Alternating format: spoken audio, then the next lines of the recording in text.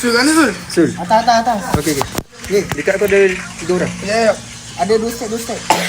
Datang. Dekat aku ada 3 weh.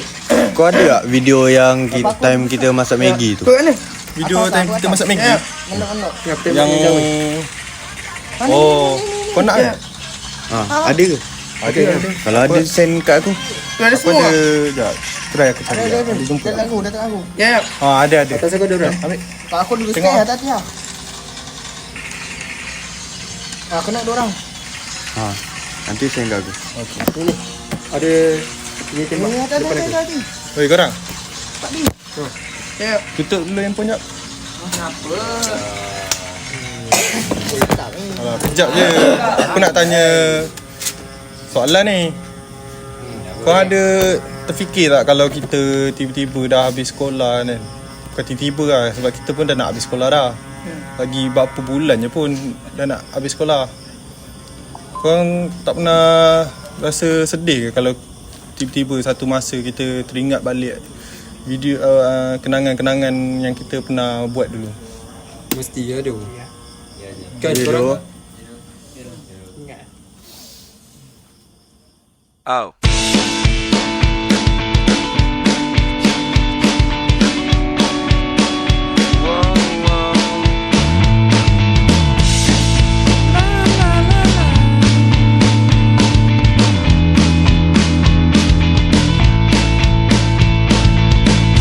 Tamatlah zaman persekolahan, ku masih dihantui memori waktu kecil, waktu yang gemilang.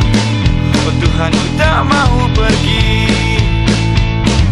Alangkah indahnya dunia.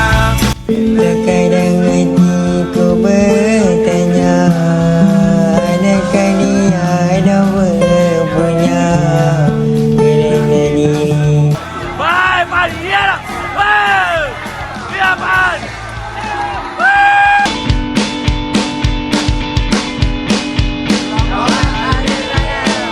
Stop.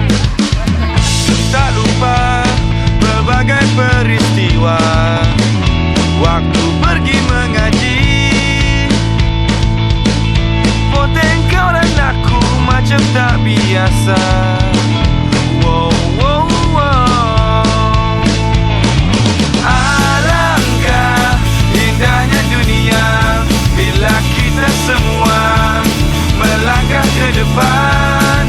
Alangkah indahnya dunia bila kita semua akan bersama selama. Alangkah indahnya dunia bila kita semua melangkah ke depan. Alangkah. Historinya nak kampanye, namun singgung pasti tamu tak kurang tampan.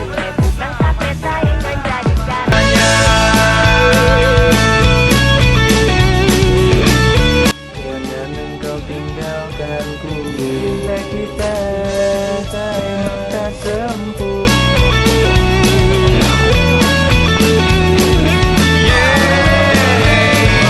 Alangkah indahnya dunia.